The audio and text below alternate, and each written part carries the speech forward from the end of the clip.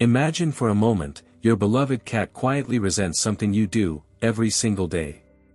You'd want to know, wouldn't you? The silent truth is, cats don't complain. They don't bark. They don't whine.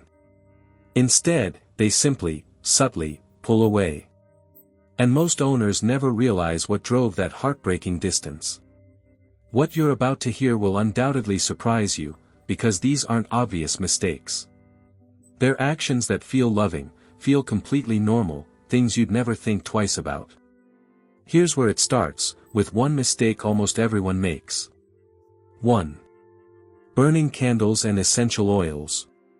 That comforting vanilla candle you light each evening, designed to help you unwind after a long day. Your cat is not relaxing.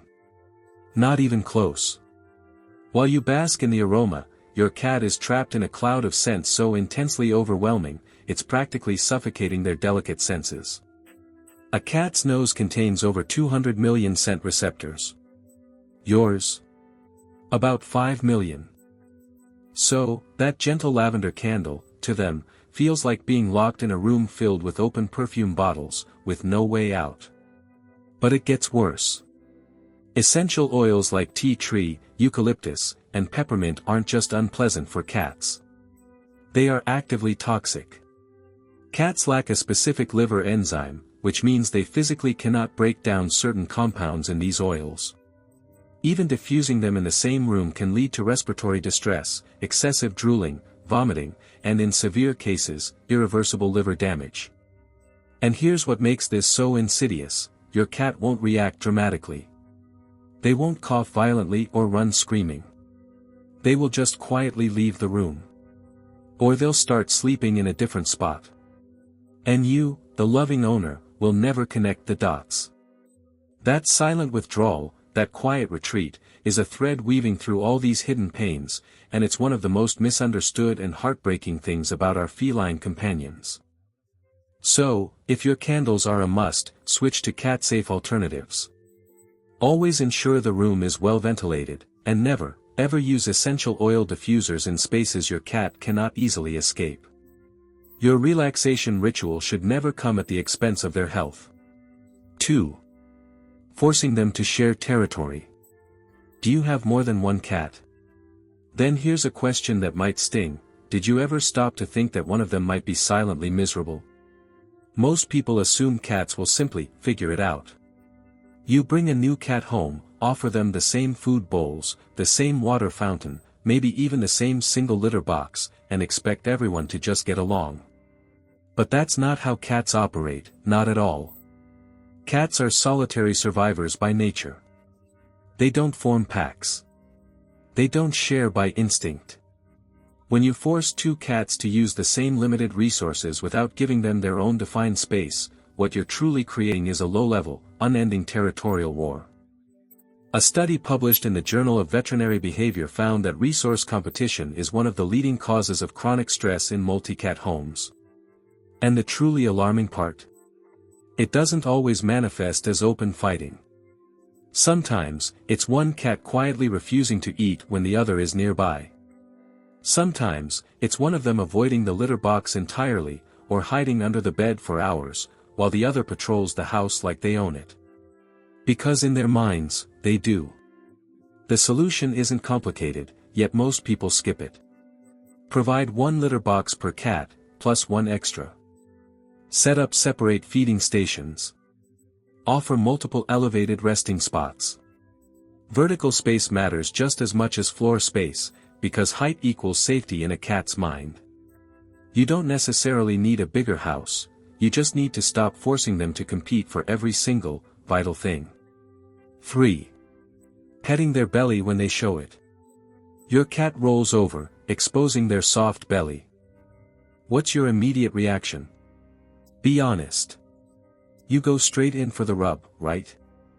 And then, 2 seconds later, they've grabbed your hand, bitten it, and unleashed a flurry of kicks with their back legs, leaving you wondering what on earth just happened. Here's the crucial truth: when a cat exposes their belly, it is not an invitation for a rub.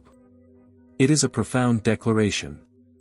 They are telling you, I feel safe enough around you right now to show you the most vulnerable part of my body. That's all. It's an act of deep trust, not a request for contact.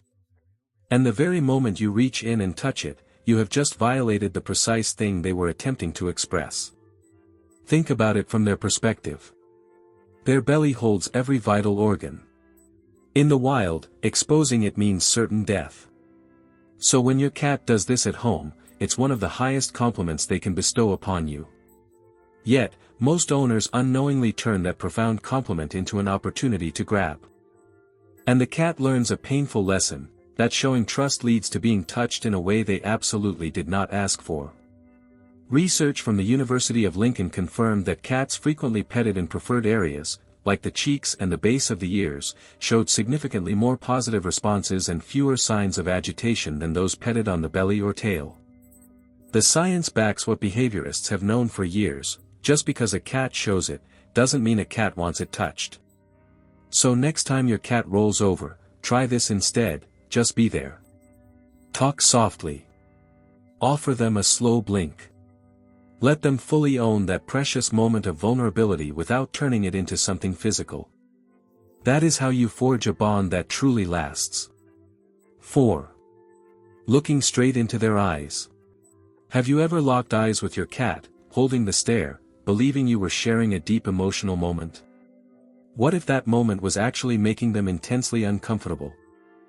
In the human world, direct eye contact signifies connection, honesty, attention, and love. But in the cat world, it means something entirely different. A direct, unbroken stare is one of the most aggressive signals a cat can possibly receive.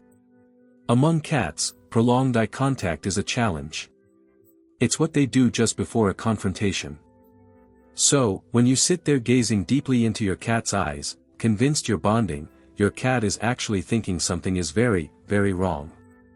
And this is where it gets truly fascinating. You've probably noticed your cat doing that slow blink, that half-closed, sleepy-looking gesture they make when they're completely relaxed. That isn't random. A 2020 study from the University of Sussex found that cats were significantly more likely to approach a person who slow blinked at them, compared to someone with a neutral expression. The researchers termed it a way of positive emotional communication between cats and humans. In other words, the slow blink is the real eye contact. That's the gesture of love. The long, direct stare. That's the threat. So, here's the crucial shift: stop trying to hold your cat's gaze as you would with a person. Instead, look at them softly, and then slowly close your eyes for a second. Then open them gently. Do it calmly. Do it without expectation. And then, watch what happens. Most of the time, they'll blink right back. That tiny, reciprocal exchange says more than 100 stares ever could. It's your cat telling you, "I trust you." And this time, you are truly speaking their language. 5. Moving their things without warning. Have you ever rearranged your furniture and noticed your cat acting completely off for the next few days? Most people shrug it off, attributing it to cats being dramatic, but what's actually happening is far deeper than that. Cats don't experience their home the way you do. You see rooms and furniture. They see a meticulously mapped territory where every object, every corner, every carefully placed scent marker serves a vital purpose. When you move their favorite bed, relocate their litter box, shift the couch, or even rearrange a shelf they love to sit on, you're not just redecorating. You are erasing their map. And a cat without a map feels like a cat without a home. This isn't merely behavioral theory. Cats rely heavily on something called spatial memory. They build intricate mental blueprints of their environment and use scent marking to reinforce them. That's precisely why your cat rubs their face on the edge of your couch or the corner of a wall. They aren't just being cute. They are placing invisible markers that tell them, "This is mine. This is safe." When you wipe those away, or move the object entirely, that profound sense of safety simply vanishes with it. It manifests in ways most people completely miss: a cat who suddenly hides more, a cat who stops eating for a day, a cat who mysteriously starts peeing outside the litter box. These aren't random behavioral glitches. They are profound stress responses to an environment that no longer makes sense to them. So, if you absolutely must make changes, do it gradually. Move one single thing at a time. Allow them to re-explore and rescent the space. And never, under any circumstances, relocate their core essentials like their food, water, or litter box all at once. Small shifts feel like minor adjustments. Big, sudden changes feel like an existential threat. 6.